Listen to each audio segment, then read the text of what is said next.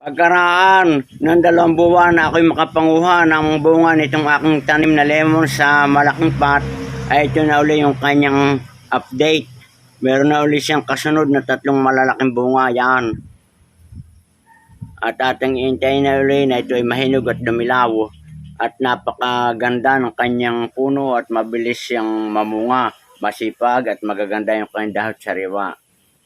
At alam niyo mga kabayan, itong lemon ay mayaman sa vitamin C.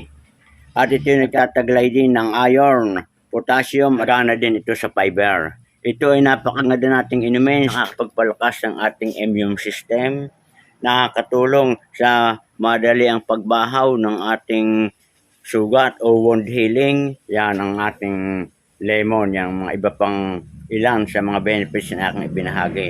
At ito namang pamamaraan ng pagtatanim nito mga kabayan, pwede yung buto. Kaya lamang ang buto napakatagal bago siya bumunga.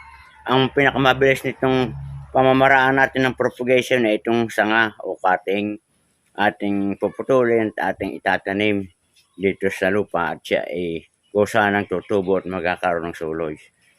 So yan mga kabayan, hanggang dito na lamang at sana'y nagustuhan ninyo itong ibinahagi kong update itong aking halamang lemon. Good luck and good health mga kabayan, magandang araw.